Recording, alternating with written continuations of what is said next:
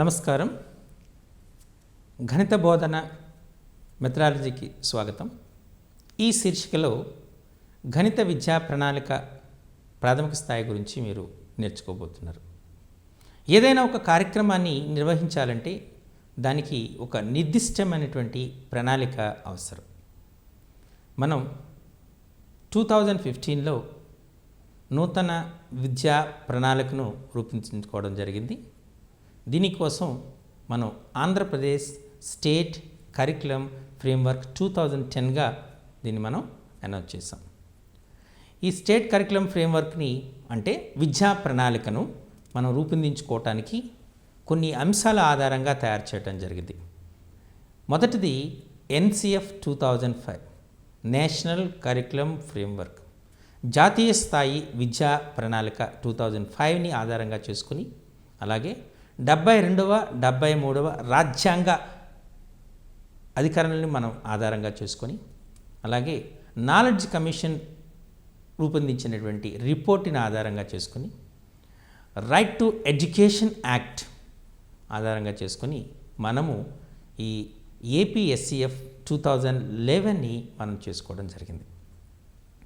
ఈ విద్యా ప్రణాళికలో ప్రాథమిక స్థాయిలో ఏ అంశాలని పొందుపరచాలి, విద్యార్థులకు ఏ గణిత నైపుణ్యాన్ని రూపొందించాలి, ఈ నైపుణ్యాల ద్వారా విద్యార్థి సాధించవలసినటువంటి లక్ష్యాలు ఏమిటి, దాని కొరకు ఏర్పాటు చేసినటువంటి ఉద్దేశాలు ఏమిటి, తద్వారా మనం సాధించవలసినటువంటి విలువలు ఏమిటి అనే అంశాలు ఈ గణిత విద్యా ప్రణాళికలో పొందుపరచడం జరిగింది. దీన్ని సింపుల్గా కరికులం అని అంటారు. ఈ కరికులంని ప్రాథమిక స్థాయిలో ఎలా రూపొందించారు అనే అంశాన్ని ఇప్పుడు మనం పరిశీలిద్దాం. ఇది మీకు TRT ఎగ్జామ్లో చాలా ఉపయుక్తమైనటువంటి అంశంగా మీరు పరిగణించాలి. ముందుగా మనం నిర్వచనాల్ని ఒక్కొక్క నిర్వచనాన్ని చూద్దాం. పరీక్షల్లో ఈ నిర్వచనాలపైనే ఎక్కువగా ప్రశ్నలు వచ్చేటటువంటి ఆస్కారం ఉంటుంది. కాబట్టి అసలు ఈ కరికులం అంటే ఏమిటి, ఎవరెవరు ఏ వ్యక్తులు అంటే ముఖ్యంగా గణిత శాస్త్ర సంబంధించినటువంటి వ్యక్తులు ఏ విధంగా నిర్వచించారు అనేటువంటి దాన్ని మనం చూద్దాం. విద్యార్థులు వయసుకు తగ్గినట్లుగా ఏ వ్యాసంగాలు అందించాలో ఖచ్చితంగా నిర్ణయించడం అవసరం. ఇది విద్యా పాఠ్య ప్రణాళిక యొక్క నిర్వచనం. అంటే 1వ తరగతిలో విద్యార్థి ఏ అంశాలను నేర్చుకోవాలి, 2వ తరగతిలో ఏ అంశాలను అదనంగా నేర్చుకోవాలి, 3వ తరగతిలో ఆ నేర్చుకున్న అంశాలకు పరిపుష్టిత రావాలంటే ఏ అంశాలను దాన్ని జోడించాలి. ఈ విధంగా విద్యార్థి యొక్క వయస్సు దానికి తగ్గట్టుగా ఉన్నటువంటి తరగతిలో విద్యార్థి ఏ అంశాలని ఏ క్రమములో ఏ స్థాయి మేరకు విద్యార్థి నేర్చుకోవాలో తెలియజేసేటటువంటి ఒక క్రమమే విద్యా ప్రణాళిక అనేటువంటిది చెప్పడం జరిగింది. మరి రెండవది, తరగతి గదిలో బోధించే అంశాలే కరికులంగా భావించడం సరికాదు. విశాల దృక్పథంతో ఉపాధ్యాయులు పాఠశాల ఆవరణలో విద్యార్థులకు ఏర్పరిచే అనేక రకాలైన సత్సంబంధాలు, అనుభవాలు, అనుభూతుల మొత్తాన్ని కరికులం అంటారు. ఇది ఒక సమగ్రమైనటువంటి నిర్వచనంగా మనం పరిశీలించవచ్చు. అంటే కేవలం విద్యార్థి పాఠ్యాంశాల ద్వారా జ్ఞానాన్ని పొందడమే కాకుండా ఈ పాఠ్యాంశాలని తన నిత్య జీవితంలో ఉన్నటువంటి అంటే పాఠశాల లోపల పాఠశాల బయట జరిగేటటువంటి సంఘటనలతో మేళవించి సత్సంబంధాలని, అనుభవాలని, అనుభూతులని మనం నేర్చుకోవటం. అందుచేతనే మనం పాఠ్యాంశాలతో పాటు సహపాఠ్యాంశాలను కూడా ఈ విద్యా ప్రణాళికలో చేర్చడం జరిగింది. విద్యార్థి కళలు, సంస్కృతి పట్ల అవగాహన కలిగి ఉండాలి. విద్యార్థి ఆరోగ్య విద్య, వ్యాయామ విద్యపై అవగాహన కలిగి ఉండాలి. విద్యార్థి పని అనుభవము, కంప్యూటర్లపైన అవగాహన కలిగి ఉండాలి. విద్యార్థి కళలు, సంస్కృతుల పట్ల అవగాహన కలిగి ఉండాలని 4 సహపాఠ్య అంశాలను కూడా మనము ఈ పాఠ్య ప్రణాళికలో పొందుపరచడం జరిగింది. దానికోసం ఉపాధ్యాయులకు నిర్దిష్టమైనటువంటి పాఠ్య పుస్తకాలు కూడా ఇవ్వడం జరిగింది. శీర్షికలు, ఉపశీర్షికల ద్వారా కూడా ఏ అంశాలను బోధించాలి, ఏ విధంగా బోధించాలి అనేటువంటి అంశాలను ఇవ్వడం జరిగింది. అదేవిధంగా ఉపాధ్యాయులకు వాటిపై శిక్షణ కూడా ఇవ్వడం జరిగింది. తద్వారా విద్యార్థుల్లో ఈ సత్సంబంధాలని, అనుభవాలని, అనుభూతుల్ని పెంపొందించడానికి కరికులంగా ఉపయోగపడుతుందని చెప్పడం జరిగింది. కరికులం కళాకారుని అంటే ఇక్కడ కళాకారుడు ఎవరంటే ఉపాధ్యాయుడు. కళాకారుని చేతిలో తన ఆశయాలకు, ఆయన ఆశయాలు ఏంటి, విద్యా లక్ష్యాలు, తన ఆశయాలకు అనుగుణంగా తన సొంత కళాక్షేత్రం అంటే పాఠశాల, తన సొంత కళాక్షేత్రంలో తన సామగ్రిని, అంటే సామగ్రి ఎవరు ఇక్కడ విద్యార్థి, తీర్చిదిద్దడానికి ఉపయోగించి ఒక సాధనము అని చెప్పటం జరిగింది. అంటే ఒక కళాకారుడు తన కళాక్షేత్రంలో తన ఆశయాలకు తగ్గట్టుగా తన సామగ్రిని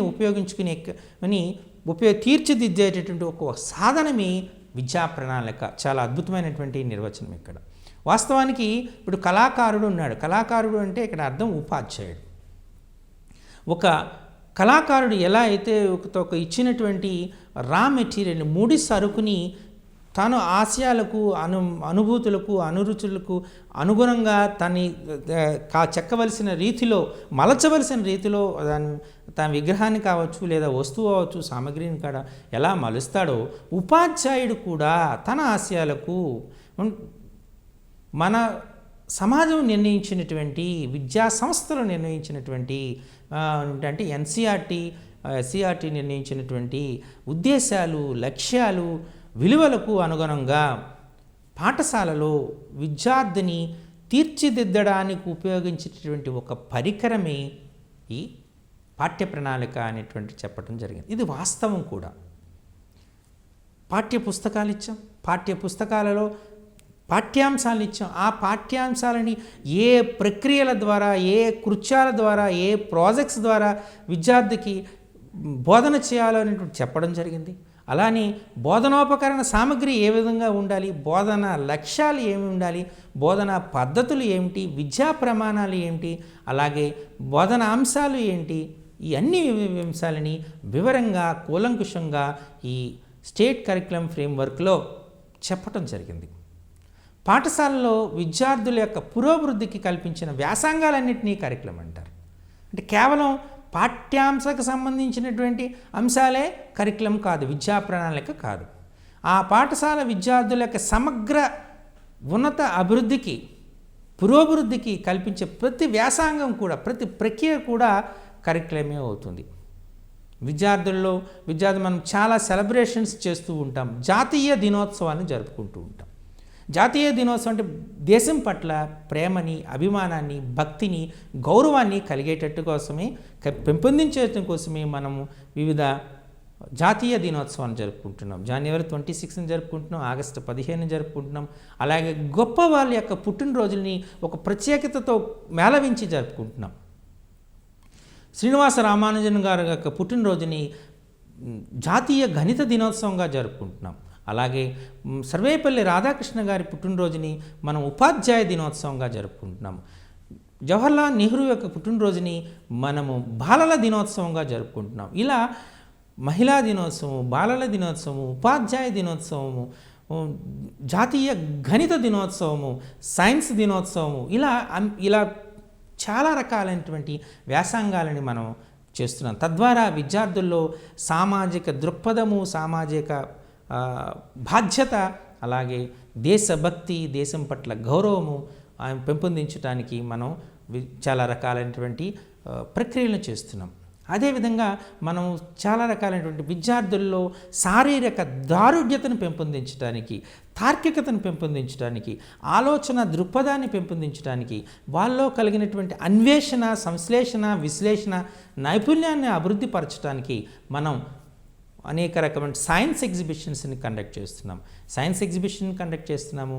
అలాగే మనం చాలా ప్రక్రియలను, అంటే ముఖ్యంగా ఈ వ్యాయామ క్రీడలను, క్రీడా దినోత్సవాల్ని జరుపుకుంటున్నాం. తద్వారా విద్యార్థులకు ముఖ్యంగా ఈ తన శారీరక ఆరోగ్యం పట్ల, అలాగే మానసిక వికాసం పట్ల అవగాహన కలిగేటట్టుగా చేస్తున్నాం. యోగాను మన వ్యాయామ విద్యలో ఒక భాగం చేశాం. ఇలా చాలా వ్యాసంగాల్ని విద్యార్థుల్లో చేస్తున్నాం. విద్యార్థి యొక్క అలాగే మనం సంవత్సరంలో ఒకసారి వివిధ ప్రదేశాలకు వెళ్ళటం, అంటే ఫీల్డ్ ఎక్స్పీరియన్స్ అంటాం దీన్ని. అంటే బయటకు తీసుకెళ్లి విద్యార్థుల్లో నేరుగా వాటిని పరిశీలించి తన జ్ఞానాన్ని పొందడానికి ప్రక్రియలు చేస్తూ ఉన్నాం. అలాగే ఎలక్యూషన్స్ అంటే మనము వక్తృత్వము, వ్యాసరచన, పద్యరచన, గేయాలని పాడటం, ఇలా వివిధ రకాలైనటువంటి కృత్యాలను మనం చేస్తున్నాం. ఇవన్నీ కూడా విద్యార్థి యొక్క అభ్యసన ప్రక్రియలోని భాగాలే. వీటన్నింటినీ కలిపే మనం కరికులం అంటాం. కేవలం ఉపాధ్యాయుడు పాఠం చెప్పడం, ఉపాధ్యాయుడు చెప్పిన పాఠ్యాంశాలని రాసుకోవటం, దాన్ని వల్లివేయటం అనేటువంటిది విద్య కాదు, విద్యాభ్యాసము కాదు. వీటన్నింటి యొక్క సమాహారమే విద్యాభ్యాసము, దాన్ని కరికులం అంటాము అనేటువంటిది చెప్పడం జరిగింది. మరి ఇప్పుడు మరికొన్ని మన గొప్ప అనేటువంటి వాటి యొక్క ఈ సంవత్సరాల పాఠశాల కరికులం నిర్మాణానికి నిపుణుల సంఘం చేసినటువంటి అభ్యాసాలను మనం ఏమో చూద్దాం. చూసేటప్పుడు మనకు జనరల్గా జరిగేటువంటి అంశాలు ఏంటి అంటే, ఏ అంశాలపైన కరికులం నిర్మాణం జరిగింది అనేటువంటిది మనం జాగ్రత్తగా పరిశీలిద్దాం. ప్రజల జీవన విధానము, అవసరాలు, ఆశయాలకు అనుగుణంగానే కరికులం తయారు చేయాలి. ఇది మొదటి సిఫార్సు. ప్రజల జీవన విధానం అంటే ఇప్పుడు ఒక్కొక్క జీవన విధానము, ఒక్కొక్క ప్రాంతంలో ఒక్కొక్క రకమైనటువంటి జీవన విధానం ఉంటుంది, అవసరాలు ఉంటాయి, ఆశయాలు ఉంటాయి. తదనుగుణంగానే మనం కరికులంని తయారు చేయటం అనేటువంటిది ఉంటుంది. ఇప్పుడు మనకు మీరు చూడండి, ఒకప్పుడు పూర్వకాలం మనకు ఈ ఉడుపుల సెలవులు, అలాగే ఎగరబోత సెలవులని మనకు కొన్ని వర్షాకాలం సెలవులని సెలవులు ఇచ్చేవాళ్ళు. అంటే అప్పుడు మనం పూర్తిగా గ్రామీణ రైతు సంబంధించినటువంటి జీవన విధానంపై ఆధారపడ్డాం కాబట్టి మనకు ఈ దమ్ములు, ఊడ్పులు అనేటువంటి అంటారంటే పొలాన్ని దున్నేటప్పుడు, అలాగే విత్తనాలు చల్లేటప్పుడు కొన్ని సెలవులు ఇవ్వడం జరిగింది. అలాగే పంట మన చేతికి వచ్చిన తర్వాత వాటిని ధాన్యంగా మనం మార్చేటప్పుడు కూడా కొన్ని రోజులు మనకు ఇవ్వడం జరిగేది. ఇలా అలానే మనం ఇప్పుడు చూస్తూ ఉన్నాం. ఈ జీవన విధానం ఇప్పుడు పల్లె ప్రాంతాలు ఉన్నాయి. కొన్ని ప్రాంతాల్లో ఆ ప్రాంతాల్లో వాళ్ళు చేపలు పట్టుకునే వాళ్ళు ఉంటారు. ఆ ప్రాంతంలో సమయాన్ని మార్చడం అనేటువంటిది జరుగుతూ ఉంటుంది. కొన్ని గ్రామీణ దాంట్లో ఉంటాయి. గ్రామీణ అవసరాలకు అనుగుణంగా, గ్రామీణ ఆశయాలకు అనుగుణంగా మన పాఠ్యాంశాలని అందులో చొప్పించడం అనేటువంటిది. నగర జీవనంలో తీసుకుంటే ఈ నగర జీవితంలో విద్యార్థుల యొక్క అవసరాలు, ఆవశ్యకతలు మారుతూ ఉంటాయి. వీటన్నిటినీ సమతుల్యం చేస్తూ ప్రజల జీవన విధానానికి, అవసరాలకు, ఆశయాలకు సమతుల్యం చేస్తూ మనం కరికులం తయారు చేయడం అనేటువంటి జరిగింది. అంటే నిత్యము మనం పల్లెటూరులో ఉపయోగిస్తున్నటువంటి జనరల్ కూడికలు, తీసివేతలు చెప్పాలనుకోండి. పల్లెటూరులో మనం కూడికలు విద్యార్థులు జనరల్గా ఆడుకునేది గులకరాళ్ళు, చింతపిక్కలు కదా, ఇలాంటి వాటిని ఉపయోగించి విద్యార్థులకు పాఠ్యాంశాలను బోధన చేయడం. గులకరాలు, చింతపిక్కలు ఇవన్నీ కూడా విద్యార్థులకు బాగా తెలిసినటువంటి అంశాలు. తద్వారా బోధన చేయటం వల్ల విద్యార్థుల్లో మనకు ఆసక్తి పెరుగుతుంది, నేర్చుకోవాలనేటువంటి తపన పెరుగుతుంది. ఈ విధంగా బోధనా కృత్యాలను కూడా నిర్దిష్టమైనటువంటి కృత్యాలు మనం చేయవలసి ఉంటుంది కూడా ఈ కరికులంలో చెప్పాలి అనేటువంటిది నిపుణుల సంఘం చేసినటువంటి ఒక సిఫార్సు. హేతువాద దృక్పథం రెండవది.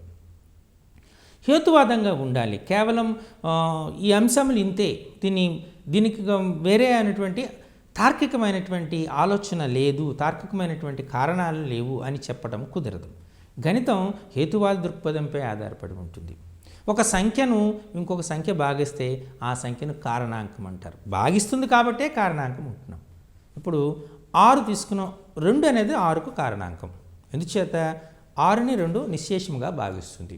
అలా కాదు అనుకోండి, 7 2 యొక్క కారణాంకం కాదు, 7కు 2 కారణాంకం కాదు అని చెప్పేస్తాం. ఎందుచేత 7ని 2 చేత భాగిస్తే శేషం 1 వస్తుంది, అంటే నిశ్శేషంగా భాగించడం లేదు. కాబట్టి 2 7నకు కారణాంకం కాదు అని క్లియర్గా ఒక హేతువాద దృక్పథంతో చేస్తున్నాం. మనం కొన్న వేళ, అమ్మిన వేళ అని తీసుకున్నాం.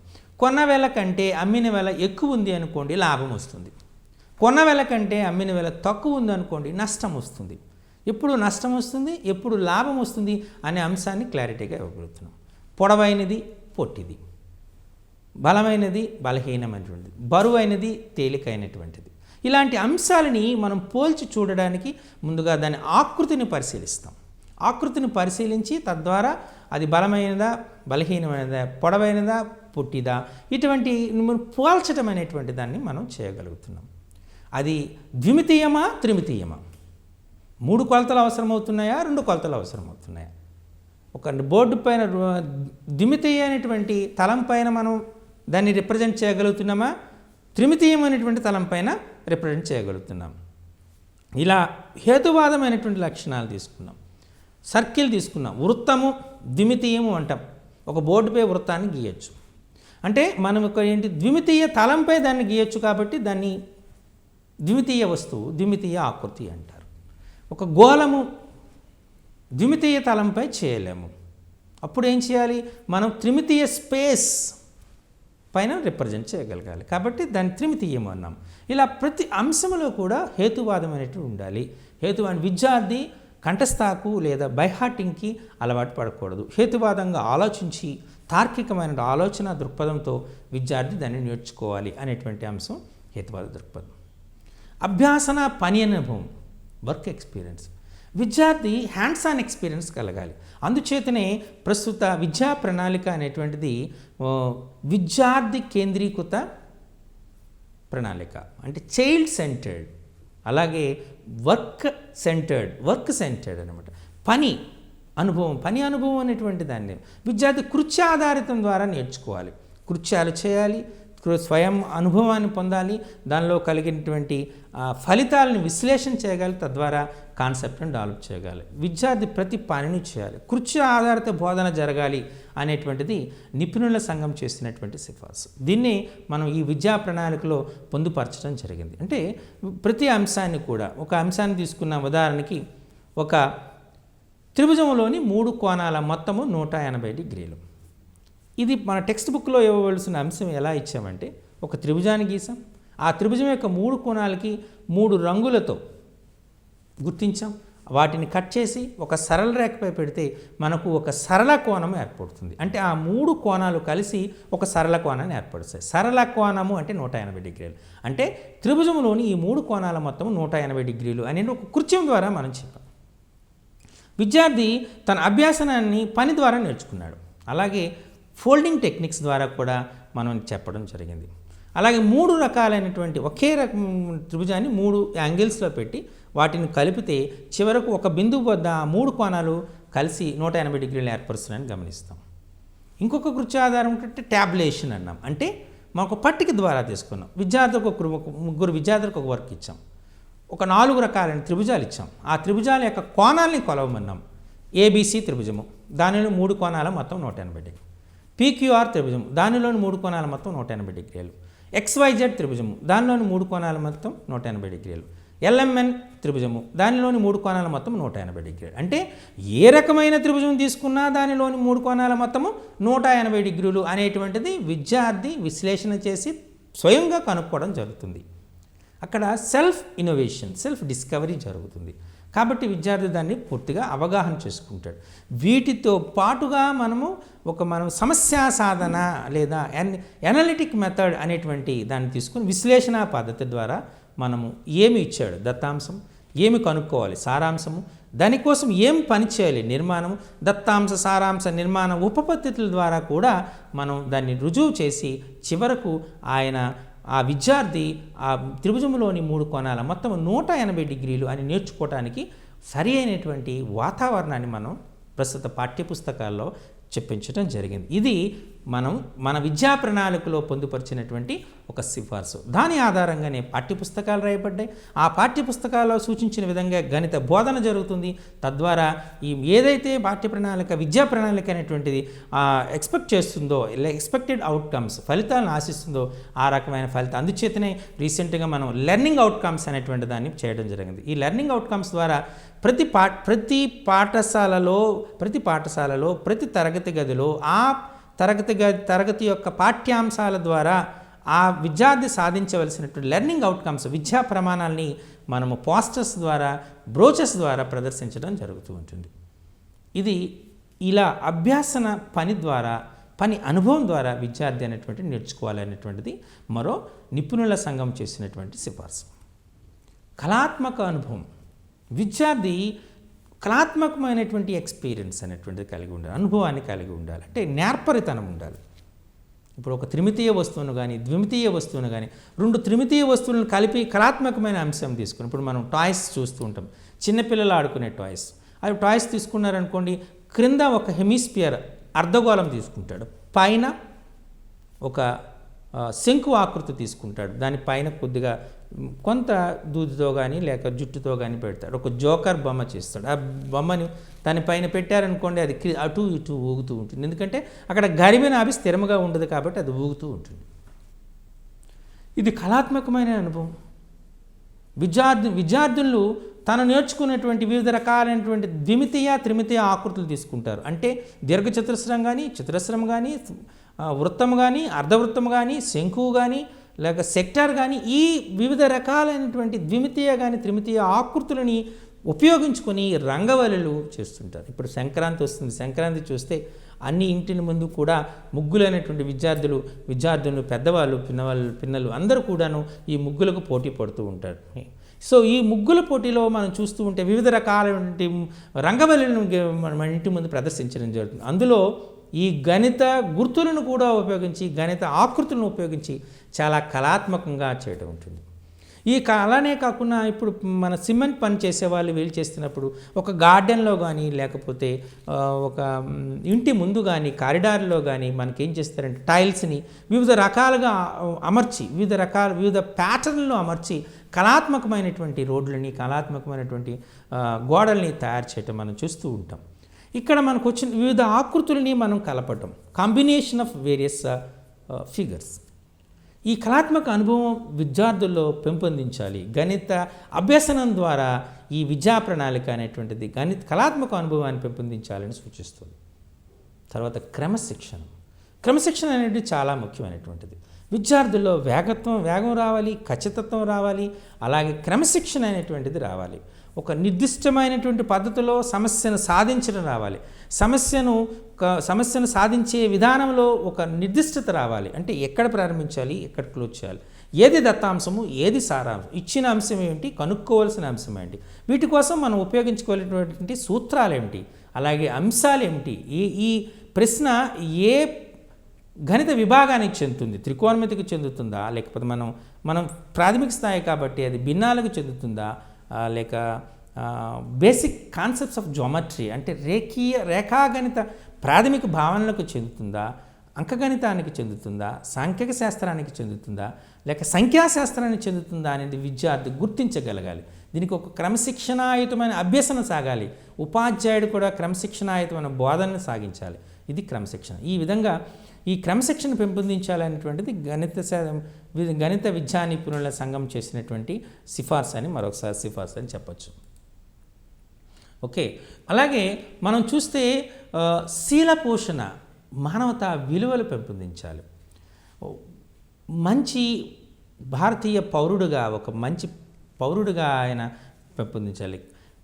శీలము లేనటువంటి మనిషి, వాసన లేనింటి పువ్వు రెండు సమానమే అంటారు. అలాగే శీలం లేకపోవడం అంటే మన సామాజిక బాధ్యతలు లేకపోవటము, అలాగే విద్యార్థులను తీసుకుంటే విద్యార్థుల్లో క్రమశిక్షణ లోపించటము, వివిధ అంశాలపైన అభిరుచి ఆసక్తి లేకపోవడం, పక్క వాళ్ళని పెద్దవాళ్ళని అందరినీ గౌరవించలేకపోవటం, ఇవన్నీ కూడా శీల లోపం అవుతుంది. ఈ శీలం విద్యార్థుల యొక్క మానవతా విలువలను పెంపొందించాలి. అతని యొక్క జీవన నైపుణ్యాన్ని పెంపొందించాలి. అతనిలో కావలసిన జీవించడానికి కావలసిన ప్రాథమిక నైపుణ్యాలని అభివృద్ధిపరచాలి. అలాగే మీరు చెప్పేటట్టు, మనం చెప్పుకునేటట్టు ఈ అతిథి దేవోభవ, ఆచార్య దేవోభవ, పితృదేవోభవ అన్నట్టు తన పెద్దవారిని గౌరవించడం చేయాలి. పక్కవారిని దేశ పరిరక్షణకు కృషి చేయాలి. తాను చేసే ప్రతి పని కూడా సమాజము ఆశించే విధంగా ఉండేట్టుగా చేయాలి. ఆ రకమైనటువంటి శీల పోషణ అనేటువంటిది జరగాలి. మానవతా విలువలు, ఈ మానవతా విలువలు అనేటువంటి పెంపొందించాలి. ఇప్పుడు మనం చెప్పుకుంటున్నట్టు ప్రతి అంశంలో కూడా మానవత్వం చేర్చుకోవాలి. ఇప్పుడు ఉదాహరణకు మనం చెప్తూ ఉంటాం, మన అవసరం ఉంది, మనం వేగంగా రోడ్డు పైన వెళ్ళిపోతూ ఉంటాం, రోడ్డు మీద వెళ్తూ ఉన్నప్పుడు ఇంతలో అంబులెన్స్ అనేటువంటిది వస్తుంది. కాబట్టి ప్రాథమిక ఆలోచన ఏంటంటే అంబులెన్స్కు దారి విడిచిపెట్టాలి. అంటే మనం నేరుగా ఒక వ్యక్తికి ప్రాణదానం చేయలేకపోయినా మనం ఆ వ్యక్తి ప్రాణదానం చేయడానికి పరోక్షంగా మనం కృషి చేస్తున్నట్లు లెక్క. అందుచేతనే అంబులెన్స్ వచ్చేటప్పుడు మనం ఆ అంబులెన్స్కు దారి విడవాలనేటువంటి చేయాలి. మన ఎదుట ఏ విధమైనటువంటి మీకు ఒక ఉదాహరణ చెప్తాను. మానవతా విలువలు అనేటువంటిది చెప్పడానికి ఈ మధ్య రీసెంట్గా టీవీలో అడ్వర్టైజ్మెంట్ వస్తూ ఉంటుంది. అది మీరు చూస్తే ఒక పిల్లవాడు బాగా మాసిన శరీరంతో, మాసిన జుట్టుతో చిన్న నిక్కర వేసుకుని ఫుట్పాత్ పైన దీనంగా చూస్తూ ఉంటాడు. ఇంతలో ఒక తల్లి కొడుకు, చిన్నపిల్లడు అబ్బాయి కూడా, వీడి వయసు అంతే ఉంటుంది. సో ఆ పిల్లడు ఒక లాలీపాప్ని పట్టుకొని వస్తూ ఉంటాడు, తల్లి చేయి పట్టుకొని. తల్లి చూస్తుంది, కానీ ఆమె దానిలో ఏ విధమైన ప్రతిస్పందన ఉండదు. పిల్లవాడు చూస్తాడు, కొద్దిగా ప్రతిస్పందన వస్తుంది, కానీ తల్లి వెంట వెళ్ళిపోతాడు. కానీ కొంతసేపు కొద్ది దూరం వెళ్ళిన తర్వాత ఆ విద్యార్థి ఏమనుకుంటాడంటే తన ద్వారా తన దగ్గర ఉన్నటువంటి ఈ లాలీపాప్ని ఆ మాసిన బట్టలతో ఉన్నటువంటి అబ్బాయికి ఇచ్చేసి మళ్ళీ వచ్చేస్తాడు. ఆ అబ్బాయిలో ఉన్నటువంటి కలిగిన మార్పు ఏంటంటే తనకు తల్లి ఉంది కాబట్టి మరో లాలీపాప్ కొనిస్తుంది, కానీ వాడికి తల్లి తండ్రి లేరు కాబట్టి వాడు కొనుక్కోలేడు, తినలేడు అనేటువంటి భావం ఉంటుంది. దీన్ని ఆర్ట్ ఆఫ్ గివింగ్ అంటారు. ఇచ్చేటటువంటి అభిప్రాయం అంటే ఇది ఒక మానవతా విలువ. ఈ మానవతా విలువ అనేటువంటి చిన్నతనం నుండే విద్యార్థుల్లో పెంపొందించాలి. ఎవరైనా విద్యార్థులు కొట్టుకుంటున్నారనుకోండి, వాళ్ళు కొట్టుకుంటున్నారు కదా, మనకెందుకు బాధ్యత అనేటువంటి చుడుకున్నా ఈ విద్యార్థి అనేటువంటి నేరుగా వెళ్ళి కొట్టుకోవద్దు, అందరం స్నేహితులు. అందుచేతనే మనం ప్రార్థన చేస్తున్నాం, మన దేశం భారతదేశం, భారతీయులందరూ నా సహోదరులు అంటున్నా. అంటే తన తోటి వాళ్ళని, తన తోటి భారతీయులందరూ కూడా తన తోడబుట్టిన వాళ్ళుగానే గౌరవించాలి అనేటువంటి మానవతా విలువలని కలిగి ఉండాలి. సో ఈ నిపుణుల సంఘం చేసిన సిఫార్సులో ఇది ఒక ముఖ్యమైనటువంటిది. శీల పోషణ జరగాలి, అలాగే మానవతా విలువలు అనేటువంటిది జరగాలి. తర్వాత వచ్చినటువంటిది అభ్యసన ప్రక్రియ. సో మనం అభ్యసన ప్రక్రియని చూడాలంటే నిర్దిష్టమైనటువంటి అభ్యసన ప్రక్రియ జరగాలి. ఈ నిర్దిష్టమైన అభ్యసన ప్రక్రియ అంటే ఒక నిర్దిష్టమైన ఉద్దేశాలు, నిర్దిష్టమైన లక్ష్యాలు, నిర్దిష్టమైన విలువలు ఉండాలి. ఈ ఉద్దేశాలు విలువల ద్వారా మనకు సాధించడానికి నిర్దిష్టమైన బోధనా పద్ధతులు ఉండాలి, నిర్దిష్టమైన బోధనాభ్యసన సామగ్రి ఉండాలి, నిర్దిష్టమైనటువంటి బోధనా ఉద్దేశాలు ఉండాలి, అలాగే ఉపయోగించినటువంటి స్ట్రాటజీస్ నిర్దిష్టంగా ఉండాలి, బోధనా వ్యూహాలు ఉండాలి. అప్పుడే అభ్యసనం విద్యార్థికి అభ్యాస ప్రక్రియకు ఆనందమైన ఆహ్లాదకరమైనటువంటి తరగతి గది ఉండాలి. అలాగే విద్యార్థి తను అభ్యసనించడానికి అనువైన వాతావరణాన్ని ఉపాధ్యాయుడు సంసిద్ధం చేయాలి, రెడీనెస్ అనేటువంటిది చేయాలి. పుస్తకాలు పాఠ్య పుస్తకాలు ఆకర్షణీయంగా ఉండాలి. ఆకర్షణీయమైనటువంటి, ఫలవంతమైనటువంటి, స్ఫూర్తిదాయకమైనటువంటి చర్చారూప బోధన జరగాలి. విద్యార్థులందరూ పాఠ్యాంశ అభివృద్ధిలో భాగస్థులు కావాలి. అప్పుడే నిర్మాణాత్మకమైన అభ్యసన ప్రక్రియ జరుగుతుంది. నిర్మాణాత్మక అభ్యసన ప్రక్రియకు ఆహ్లాదకరమైనటువంటి, ఆనందదాయకమైనటువంటి తరగతి గది ఉండాలి. ఉపాధ్యాయుడు ఎన్నుకునేటువంటి బోధనా పద్ధతులు ఆసక్తిదాయకంగా ఉండాలి. తాను అవలంబిస్తున్నటువంటి బోధనా వ్యూహాలు అనేటువంటి అభ్యసన ప్రక్రియ పట్ల ఆసక్తిని, మక్కువను పెంచేటట్టు ఉండాలి. ఉపయోగించినటువంటి బోధనాభ్యసన సామగ్రి అనేటువంటిది నిత్య జీవితంలో విద్యార్థులు ఉపయోగించి పరిచయం కలిగినటువంటి అంశాలై ఉండాలి. ఈ రకంగా బోధనా అభ్యసన ప్రక్రియ అనేటువంటిది చాలా నిర్మాణాత్మకంగా ఉండాలి. ఇది గణిత నిపుణుల సంఘం చేసినట్టు మరో సిఫార్సు. ఇప్పుడు జ్ఞానాభివృద్ధి, తను నేర్చుకున్నటువంటి జ్ఞానము తనకు ఉపయోగపడాలి, తన ఉదర పోషణకు ఉపయోగపడాలి, తన ప్రయోగాత్మకమైనటువంటి విలువలను అభివృద్ధి చేయడానికి ఉపయోగపడాలి, తను నేర్చుకున్న అంశాలు నిత్య జీవితంలో ఉపయోగించడానికి ఉపయోగపడాలి. వివిధ గణిత శాస్త్రేతర సంబంధమైనటువంటి అంశాలు అనేటువంటి అంశాలు నేర్చుకోవడానికి, అంటే పరిసరాల విజ్ఞానం నేర్చుకోవడానికి ఉపయోగపడాలి, సామాజిక శాస్త్రం గురించి నేర్చుకోవడానికి ఉపయోగపడాలి, అలానే వైద్య శాస్త్రము, ఆరోగ్య శాస్త్రము, ఇలా వ్యాయామం శాస్త్రం, ఇలా వివిధ అంశాలను నేర్చుకోవడానికి నిర్దిష్టమైనటువంటి జ్ఞానాన్ని అందజేసేటట్టుగా ఉండాలి. విద్యార్థి తను నేర్చుకున్నటువంటి గణిత అంశాలని మిగతా అంశాలతో అన్వయింపజేయడానికి, సహసంబంధాన్ని కలిగేటట్టు చేయడానికి మనం ఉపయోగపడాలి. ఈ రకమైనటువంటి లక్ష్యం అనేటువంటిది, జ్ఞానం అనేటువంటిది అభివృద్ధి జరగాలి. ఇది జ్ఞానాభివృద్ధి. అంటే విద్యార్థి జ్ఞానం అంటే మీకు చెప్పాము, జ్ఞానము అనగానే ఆ విషయాన్ని నిర్వచించగలగాలి, ఆ విషయాన్ని అర్థం చేసుకోగలగాలి, ఆ విషయము గురించి వివరణ ఇవ్వగలగాలి, రెండు అంశాల మధ్య పోలికల్ని, వ్యత్యాసాలని చెప్పగలగాలి, ఏ విధంగా అన్వయించాలో, ఏ విధంగా వినియోగించుకోవాలో చెప్పాలి, గణిత పరిభాషలో వ్యక్తపరచగలగాలి. ఈ అంశాలన్నింటినీ మనం జ్ఞానం కింద తీసుకుంటాం. సో ఈ రకమైనటువంటి జ్ఞానాభివృద్ధి జరగాలి. ఇది గణిత నిపుణుల సంఘం చేసినటువంటి మరో సిఫార్సు. అలానే ప్రయోగాత్మక విలువలు. సో ప్రయోగాత్మక విలువలు తీసుకుందాం అనుకోండి. ఈ ప్రయోగాత్మక విలువల్లో మనకు విద్యార్థి అనేటువంటి వాడు అనేక ప్రయోగాలను, అంటే కృత్యాలని ఈ ప్రదర్శించడం చేయాలి. మనం ఒక ప్రయోగం ద్వారా, ప్రయోగాత్మక అంటే ఒక ప్రయోగం ద్వారా నిర్దిష్టమైనటువంటి ఫలితాన్ని ఆశిస్తూ ఉంటాం. ఆ ప్రయోగం చేయడానికి నిర్దిష్టమైనటువంటి పరికరాలని ఎన్నుకుంటూ ఉంటాం, అలాగే నిర్దిష్టమైనటువంటి జాగ్రత్తలను తీసుకుంటూ ఉంటాం. గణితం అనగానే మీకు చెప్పినట్టు ఇట్స్ అ సైన్స్. ఒక శాస్త్ర సాంకేతిక తార్కిక విశ్లేషణ అంశాలపైన అన్నిటితో పైన కూడా విడివడి ఉంటుంది. సో మనం ఒక అంశం చెప్పాలి అనుకుంటే దానికి నిర్దిష్టమైనటువంటి ప్రయోగాత్మకమైనటువంటి విలువను అది కలిగి ఉండాలి. విద్యార్థి అనేటువంటి వాడు ప్రాక్టికల్గా ఆలోచించగలగాలి. ఊహాజనితమైనటువంటి అంశాలకు ప్రాధాన్యత ఇవ్వకూడదు. ఇది ప్రయోగాత్మక విలువ అనమాట. గణిత బోధన ఆశయాలు విలువల్ని సిద్ధింపచేసే విధంగా ఉండాలి. గణిత బోధనలకు మీకు ఇంతకుముందు మనం నేర్చుకున్నట్టు నిర్దిష్టమైన బోధనాంశాలు ఉంటాయి, నిర్దిష్టమైన బోధనా ఉద్దేశాలు ఉంటాయి, నిర్దిష్టమైన బోధనా లక్ష్యాలు ఉంటాయి, నిర్దిష్టమైనటువంటి బోధనా విలువలు ఉంటాయి. వీటన్నింటినీ సిద్ధింపజేసేటటువంటిదిగా ఈ కరికులం ఉండాలి అనేటువంటిది నిపుణులు చేసినటువంటి మరో సిఫార్సు. మరి ఇప్పుడు మనం చూస్తే ఈ కరికులం నిర్మాణానికి ఉపయోగించేటువంటి సూత్రాలు ఏంటి అంటే విద్యా ప్రణాళికకు ఉపయోగించినటువంటి సూత్రాలు. What is the principles of curriculum construction? ముందుగా చెప్పినట్టు ప్రయోజనాత్మక విలువ ఉండాలి. ప్రయోజనాత్మక అంటే గణితము నేర్చుకోవటం వల్ల మనకు నిత్య జీవితంలో చాలా కృత్యాలను మనం చేయగలుగుతాము. గణిత అభ్యసనం వలన వివిధ అంశాలని నేర్చుకోగలుగుతాము. గణిత అభ్యసనం పట్ల మానసిక వికాసాన్ని పొందుతాము. గణిత అభ్యసనం వల్ల జ్ఞానాభివృద్ధి కలుగుతుంది. గణిత అభ్యసనం పట్ల మనకు అభ్యసనం వలన క్రమశిక్షణ పెరుగుతుంది. గణిత అభ్యసనం వలన సౌందర్యోపాసన, సృజనాత్మకత పెరుగుతుంది.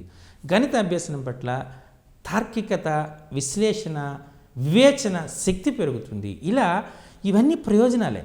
ఈ ప్రయోజనాలు కలుగుతాయి అనేటువంటి విద్యార్థికి మనం బోధనా కృత్యాలని కరికులంలో పొందుపరచవలసి ఉంటుంది అని కరికులం నిర్మాణ సూత్రాల్లో మొదటిది. అంటే మనకు గణితం నేర్చుకోవడం వల్ల విద్యార్థి చాలా ప్రయోజనం పొందుతాడు. ఉదర పోషణకు సంబంధించినటువంటి ప్రయోజనం పొందుతాడు, ప్రయోగాత్మకమైనటువంటి ప్రయోజనాన్ని పొందుతాడు, జ్ఞానకు సంబంధించిన ప్రయోజనానికి పొందుతాడు. నిత్య జీవిత సంఘటనలో, దైనందిక కృత్యాలలో వాటి సమస్య పరిష్కారంలోనూ సాధనలోనూ ప్రయోజనం పొందుతాడు. వివిధ అంశాలు నేర్చుకోవడానికి గణితమైనటువంటి ఉపయోగపడుతుంది. మానసిక విలువ పెరుగుతుంది, క్రమశిక్షణ విలువలు పెరుగుతాయి, తార్కిక ఆలోచన పెరుగుతుంది, వివేచన పెరుగుతుంది, విచక్షణ పెరుగుతుంది. ఇలా ఈ అన్ని ప్రయోజనాలు కలుగుతాయనేటువంటి అంశాన్ని విద్యార్థి అనేటువంటి వాడు గుర్తించగలిగేటట్టుగా బోధన జరగాలి, బోధన అంశాలు ఉండాలి అనేటువంటిది మనం ఈ కరికులం నిర్మాణ సూత్రంలో చెప్పడం జరిగింది. అలానే చైల్డ్ సెంటర్నెస్, శిశు కేంద్రీయత. అసలు మనం జనరల్గా చెప్తుంది, ఒకప్పుడు మనం టీచర్ సెంటర్డ్ ఎడ్యుకేషన్ ఉండేది అనేటువంటిది ఒక భావన. ఉపాధ్యాయుడే సర్వం. పూర్వం విద్యాభ్యాసం అంతా కూడా ఈ టీచర్ సెంటర్డ్ ఎడ్యుకేషన్గా ఉండేది అనేటువంటిది వాస్తవం. గురువు వద్దకు విద్యార్థులు వెళ్ళేవాళ్ళు, విద్యార్థులు ఆ అంశాలని నేర్చుకునేవాళ్ళు. ఒక్కొక్క గురువు ఒక్కొక్క అంశంలో నిష్ణాతుడై ఉంటాడు. ఒకతను ఖగోళ శాస్త్రంలో, ఒకతను వైద్య శాస్త్రంలో, ఒకతను సంఖ్యాశాస్త్రంలో. ఇలా ఆ గురువు గారి దగ్గర పోయి ఆ అంశాలని గురు శుశ్రూష చేస్తూ గురు వాదాల వద్దే ఉంటూ అప్పుడు వాటిని గురుకులాలు అనేవాళ్ళు. ఈ గురుకులాలకు పోయి విద్యార్థులు అనేటువంటి వాడు వివిధ అంశాలని నేర్చుకోవడం జరిగింది. అక్కడ టీచర్ సెంటర్డ్ ఎడ్యుకేషన్. క్రమేపీ అది మారుతూ వచ్చింది. పాఠశాలలు వచ్చాయి. పాఠశాలలో కూడా ఉపాధ్యాయుడే అన్ని పాఠ్యాంశాలని బోధించడం జరుగుతుంది. తను బోధించిన అంశాలని బోర్డుపై రాస్తే విద్యార్థి వాటిని కాపీ చేసుకుని దాన్ని చాలాసార్లు వల్లెవేసి ఆ అంశాలని తిరిగి పరీక్షల్లో రాసి విద్యార్థి తన విద్యాభ్యాసాన్ని పూర్తి చేస్తూ ఉండేవాడు. ఇందులో బట్టీకి కేవలం విద్యార్థి అనేటువంటి వాడు చూసి రాసుకుని వల్లివేయడం మాత్రమే ప్రాధాన్యత ఉండేది. ఈయన యొక్క పార్టిసిపేషన్ కానీ లేకపోతే ఈయన యొక్క ప్రాతినిధ్యం కూడా చాలా స్వల్పంగా ఉండేది. అందుచేత టీచర్ సెంటర్డ్ ఎడ్యుకేషన్ అనడం జరిగింది. క్రమేపీ ఈ టీచర్ సెంటర్డ్ ఎడ్యుకేషన్ నుంచి చైల్డ్ సెంటర్డ్ ఎడ్యుకేషన్కి మనం మారుతూ వచ్చాం. ఇప్పుడు చాలా వరకు మన పాఠ్యపుస్తకాలన్నీ కూడా చైల్డ్ సెంటర్డ్గానే ఉన్నాయి. పాఠ్యపుస్తకాలు కేవలం ఉపాధ్యాయుల కోసం రాయబడలేదు, కేవలం విద్యార్థుల కోసమే రాయబడ్డాయి. It's meant for children, not for teacher. ఉపాధ్యాయుడు కేవలం ఫెసిలిటేటర్, అంటే విద్యార్థి అభ్యసనకు కావలసినటువంటి వాతావరణాన్ని మనం తెలియజేయటమే ఈ శిశు కేంద్రీయత యొక్క ముఖ్యమైనటువంటి లక్షణం కూడా. విద్యార్థి యొక్క పార్టిసిపేషన్ కొరకు మనం రకరకాల నిర్మాణాత్మక ప్రశ్నలు ఇచ్చాం. ఇవి చేయండి, ప్రయత్నించండి, ఆలోచించి చర్చించి రాయండి. కొద్దిమంది విద్యార్థులలో ఒక నైపుణ్యం ఎక్కువగా ఉంటుంది, వాళ్ళను కూడా సంతృప్తిపరచడానికి ఆప్షనల్ ఎక్సర్సైజ్ ఇవ్వడం జరిగింది. ఉన్న టెస్టులో నిత్యము జరిగేటువంటి యూనిట్ టెస్టులు అలాగే quarterly, half yearly, annual examination బదులు మనం ఫార్మేటివ్ అసెస్మెంట్, సమ్మేటివ్ అసెస్మెంట్ అని చెప్పి విద్యార్థులకు భయరహితమైనటువంటి స్వేచ్ఛాపూరితమైనటువంటి వాతావరణంలో ముందస్తు అనౌన్స్మెంట్ లేకుండా పరీక్షలు నిర్వహించి ఆ విద్యార్థిని అనేక రకాలుగా వివిధ రకాలైన టూల్స్ను ఉపయోగించి పరిశీలించి సమగ్ర మూల్యాంకనం చేసి విద్యార్థులకు గ్రేడింగ్ని నిర్ణయించడం జరుగుతుంది. సో మన ప్రజెంట్ సిస్టమ్ అనేటువంటిది చైల్డ్ సెంటర్డ్, శిశు కేంద్రీయత అనేటువంటిది, కేంద్రీకృతమైనటువంటిది చెప్పడం జరుగుతుంది. అలానే సమాజ కేంద్రత, కమ్యూనిటీ సెంటర్డ్, మనం నిత్యము జరుగుతున్నటువంటి వివిధ అంశాలని గణితంతో మేళవించి చెప్పడం జరుగుతుంది. సో ప్రతి అంశాన్ని గణితం మనం చేసే ఎగ్జాంపుల్స్, ప్రతి చాప్టర్ కూడా మీరు ప్రతి టెక్స్ట్ బుక్లో ప్రతి అంశం చూస్తే ఆ అంశము సామాజికత ఎక్కువగా ఉంటుంది, అలాగే సమాజ కేంద్రీయత ఎక్కువగా ఉంటుంది. సమాజంలో జరిగేటువంటి వివిధ సంఘటనల్ని, అలాగే గణితం ఏ విధంగా సమాజంలో జరిగేటువంటి వివిధ కృత్యాలతో, సమాజంలో జరిగేటువంటి వివిధ అంశాలతో ముడిపడి ఉండేట్టుగా మనం బోధన సాగించేటటువంటి పుస్తక రచన అనేటువంటిది అలానే జరగడం జరిగింది. సో ఇక్కడ సమాజ కేంద్రీయత అనేటువంటిది చాలా ఇంపార్టెంట్. గణిత కరికులం నిర్మాణము అంటే ఈ కరికులం నిర్మాణం అనేటువంటిది పూర్తిగా ఈ శిశు కేంద్రీయత పైన, సమాజ కేంద్రీయత పైన అలా ఉంది. అలాగే క్రమశిక్షణ విలువలు, గణితం అనగానే మనకు గుర్తొచ్చినటువంటి పదము క్రమశిక్షణ. It's a science. చాలా క్రమశిక్షణ అనేటువంటిది ఉండాలి, నిర్దిష్టమైనటువంటి ప్రణాళిక ఉండాలి, నిర్దిష్టమైన బోధనా పద్ధతులు ఉండాలి, నిర్దిష్టమైన బోధన లక్ష్యాలు ఉండాలి, నిర్దిష్టమైన బోధన ఉద్దేశాలు ఉండాలి, నిర్దిష్టమైనటువంటి బోధన వ్యూహాలు ఉండాలి, నిర్దిష్టమైనటువంటి బోధన సామగ్రి ఉండాలి. తద్వారా బోధనాభ్యసనం జరగాలి, తద్వారా నిర్దిష్టమైన ఫలితాలని పొందగలగాలి. అంటే అంత కూడా ఒక క్రమములో క్రమశిక్షణాయుతమైనటువంటి వాతావరణంలో జరుగుతుంది. కాబట్టి దీన్ని క్రమశిక్షణ విలువలు అనేటువంటివి అనేది చాలా ముఖ్యమైనటువంటి అంశం.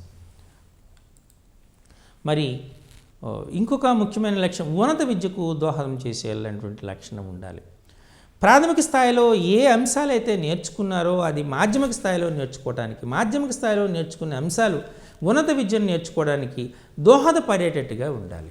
అందుచేతనే మనం 1వ తరగతి నుండి చూసుకున్నాం మనకు సంఖ్యల గురించి తీసుకుంటే మొదటి తరగతిలో కేవలం 1 నుంచి 20 వరకు సంఖ్యలు నేర్చుకుంటాడు.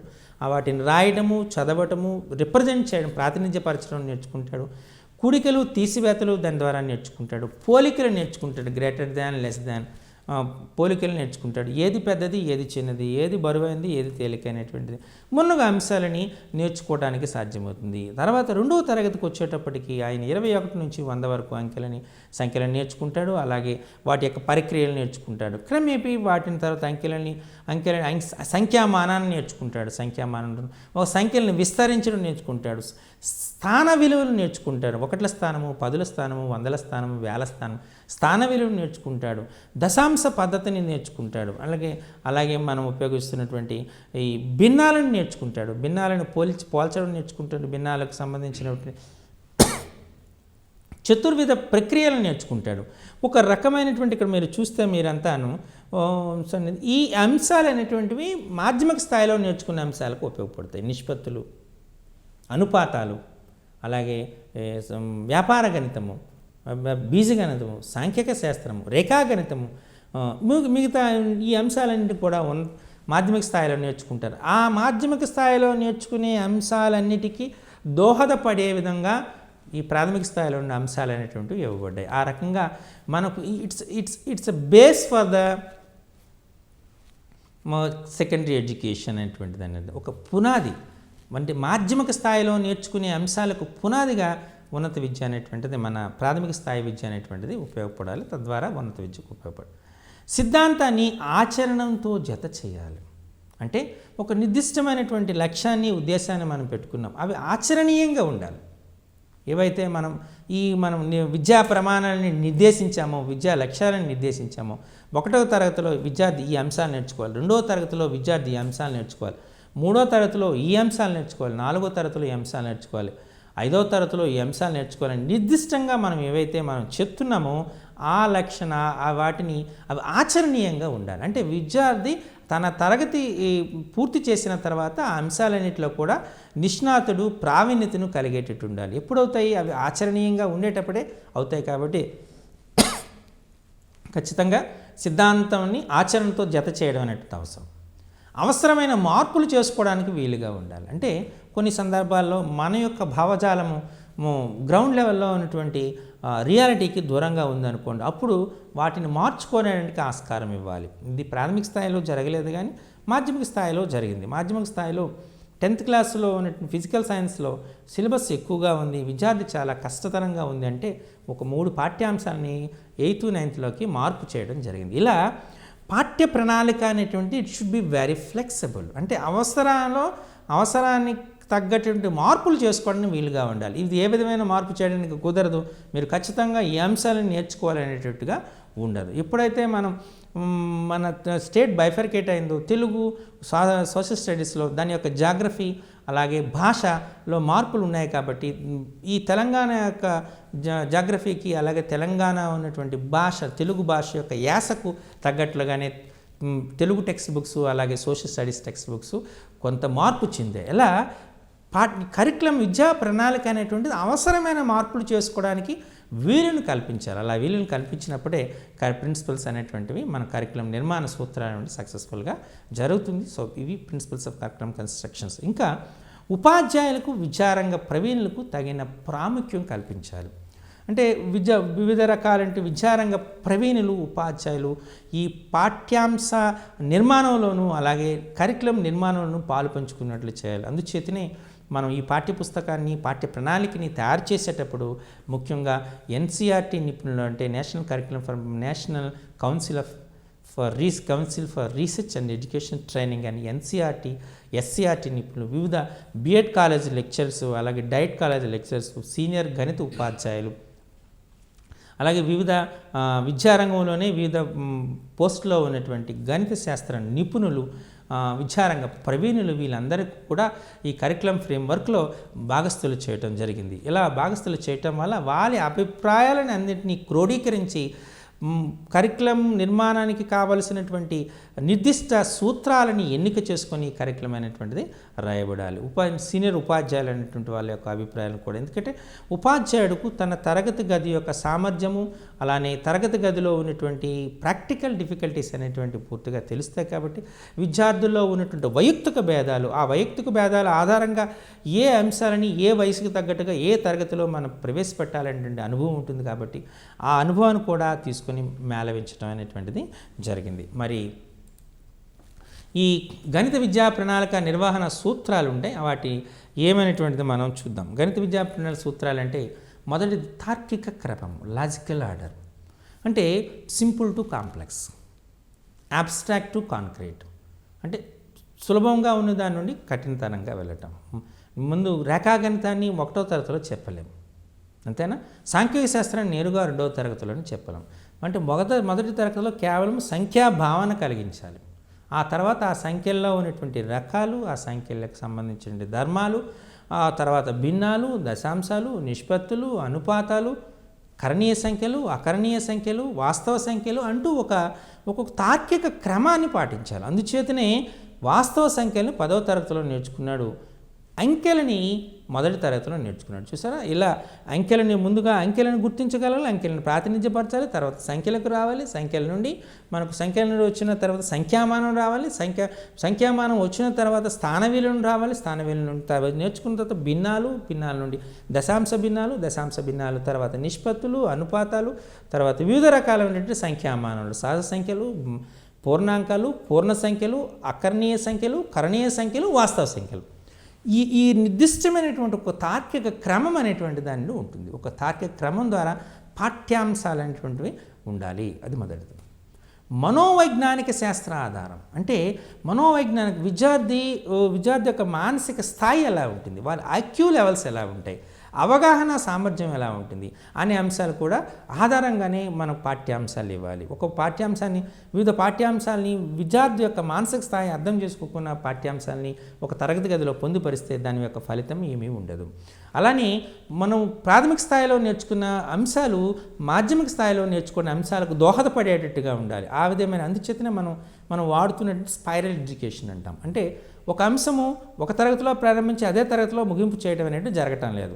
ఆ అంశాన్ని ఒకటో తరగతిలో నేర్చుకున్నది 2, 3, 4 వరకు వస్తూ ఉంటుంది. అలాగే 6th క్లాస్లో నేర్చుకున్నది 8th క్లాస్ వరకు నేర్చుకునే ఉంటాడు. అంటే అంశాన్ని దాని యొక్క కాఠిన్యతను, దానిలో ఉన్నటువంటి క్లిష్టతను, దానిలో అర్థం చేసుకున్నటువంటి సామర్థ్య నైపుణ్యాలను ఆధారంగా భాగాలుగా విభజించి ఆ అంశాలని విభిన్న తరగతుల్లో ప్రవేశపెట్టడం అనేటువంటిది జరుగుతుంది.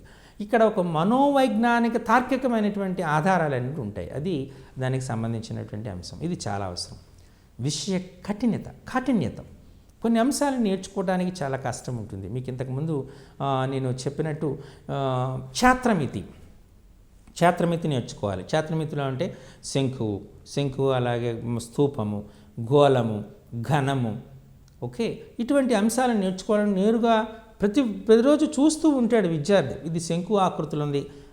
ఇప్పుడు ఐస్ క్రీమ్ తింటే పిల్లవాడు కోన్ ఐస్ క్రీమ్ అంటారు.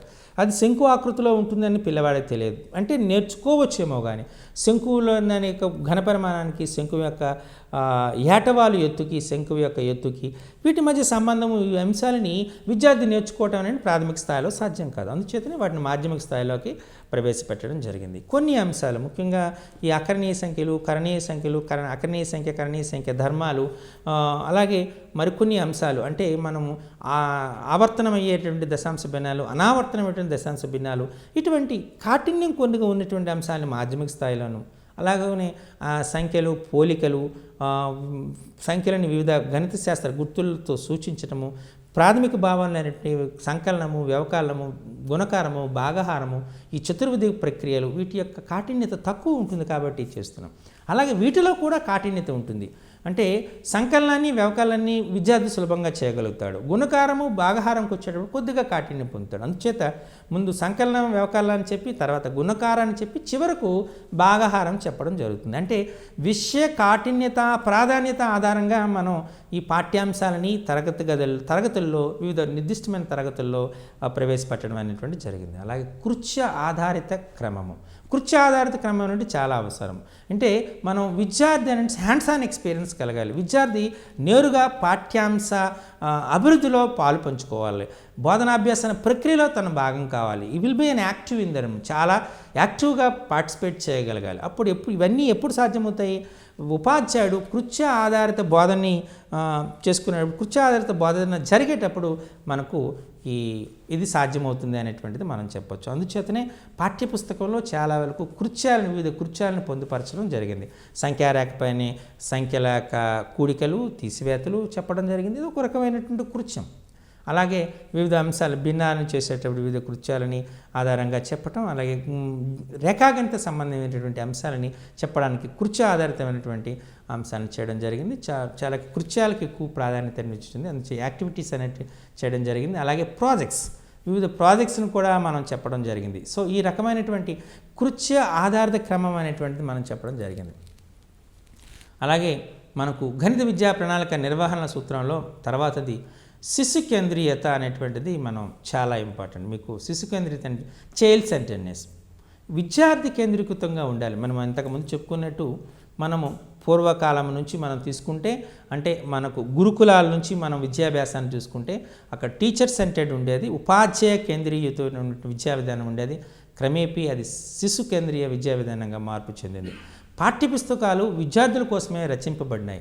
విద్యార్థులు ఆ పాఠ్యపుస్తకాలను చదివి అర్థం చేసుకునేటట్టుగా ఉండాలి అనేటువంటి దాని భావన. ఉపాధ్యాయుడు ఆ విద్యాభ్యాసం కొరకు అవసరమైనటువంటి నైపుణ్యాలని, సామగ్రిని అందజేసేటటువంటి ఫెసిలిటేటర్గా ఉండేటట్టుగా ఉండాలనేది భావన. అందుచేతనే ఎక్కువగా మనం ఈ కృత్య ఆధారితమైనటువంటి ప్రాజెక్ట్ బేస్డ్ అనేటువంటిది, అలాగే వివిధ అంశాలను చొప్పించి, నిత్య జీవితంలో వివిధ అంశాలను చొప్పించి మనము ఈ పాఠ్య పుస్తక రచన చేయటం అనేటువంటిది జరిగింది. అలాగే ఉపాధ్యాయుడు కూడా అందుకే రీసెంట్గా రకరకాల మెథడ్స్ వాడుతున్నాం. మెథడ్స్లో అంటే మనం ఫ్లిప్డ్ క్లాస్ రూమ్స్ అనేటువంటి మెథడ్స్ అని ఇప్పుడు వాడుతున్నాం. ఫ్లిప్డ్ క్లాస్ రూమ్స్ అంటే విద్యార్థికి ముందుగానే ఒక పాఠ్యాంశం గురించి చెప్పడం జరుగుతుంది. దానికి సంబంధించినటువంటి బోధనోపకరణాలని విద్యార్థులే తయారు చేసుకుంటారు. దానికి కావాల్సినటువంటి కాన్సెప్ట్ కోసం వివిధ రిఫరెన్స్ బుక్స్ని తయారు చేసుకుంటారు, ప్లే కార్డ్స్ని తయారు చేసుకుంటారు.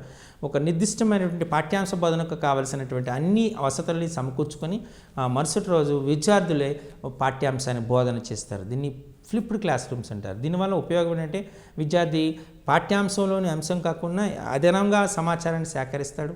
అలాగే నేర్చుకోవాలనేటువంటిది అనేటువంటి తపనని ప్రదర్శిస్తాడు. తన నేర్చుకునే అంశాలని విద్యార్థులకు బోధన చేయడం ద్వారా దానిపైనటువంటి పట్టు అవగాహన సామర్థ్యాన్ని పెంపొందించుకుంటాడు. ఇది ఒక రకమైన ఫ్లిప్డ్ క్లాస్ రూమ్స్. అలాగే మనం డిజిటల్ క్లాస్ రూమ్స్ అని కూడా ఇంట్రడ్యూస్ చేయడం ఉంది. కేయాన్ ప్రాజెక్ట్స్ ద్వారా కొన్ని అంశాలని బ్లాక్ బోర్డుపై చెప్పలేం కాబట్టి ఆ అంశాలని మనము ఈ digital class and science and టెక్నాలజీని ఉపయోగించుకుని తద్వారా బోధన చేయడం జరుగుతుంది. విద్యార్థి నేరుగా పరిశీలన చేస్తాడు, అంశాలను నేర్చుకుంటాడు. కొన్ని అంశాలను తనే బోధన చేయడానికి కూడా సంసిద్ధుడవుతాడు. అంటే ఇక్కడ శిశు కేంద్రీయత అనేటువంటిది జరుగుతుంది. ఇది చాలా ఉపయోగమైనటువంటిది. అలాగే ఆచరణాత్మకత అనేటువంటిది. ఆచరణాత్మకత అంటే మనము చేసేటటువంటి మనం ఏదైతే నిర్దిష్టంగా ఇది సాధించాలనుకుంటున్నాం, నిర్దిష్టమైన ఉద్దేశాలను కలిగి ఉండాలనుకుంటున్నాం, నిర్దిష్టమైన లక్ష్యాలను కలిగి ఉంటున్నాము, అవి ఆచరణాత్మకంగా ఉండాలి. 1వ తరగతి విద్యార్థి 500 సంఖ్యలను నేర్చుకోవాలి, 1 నుండి 5 వరకు 500 రాయాలి అనేటువంటిది ఆచరణాత్మక కానీ ఆలోచన. 1 నుంచి 20 వరకు ఉన్నటువంటి అంకెలను నేర్చుకోవాలి, రాయాలి, ప్రాతినిధ్యపరచాలి, చదవాలి అనేటువంటిది మన ప్రస్తుత పాఠ్య ప్రణాళికలో అంటే విద్యా ప్రణాళికలో ఉన్నటువంటి లక్ష్యం. అది సాధించగలుగుతాం. అది ఆచరణాత్మకమైనటువంటిది. ఇలా ఆచరణాత్మకమైనటువంటి అంశాలని విద్యా ప్రణాళికలో పొందుపరుచుకోవాలి. తద్వారా వాటిని పొందేటట్టు చేయాలి. అయితే మనం విద్యా ప్రమాణాలు లెర్నింగ్ అవుట్కమ్స్ అనేటువంటిది మనం వాడుతూ ఉన్నాం. ఇంతకుముందు మనం బ్లూమ్స్ టాక్సానమీలో జ్ఞానము, అవగాహన, వినియోగము, నైపుణ్యమైనటువంటి అంశాలను బ్లూమ్స్ టాక్సానమీ వాడాం. తర్వాత వాటిని మార్పు చేసి national curriculum for mathematics teacher education అనేటువంటి దాన్ని ఆధారంగా చూసుకుని మనం విద్యా ప్రమాణాలని నిర్ణయించడం జరిగింది.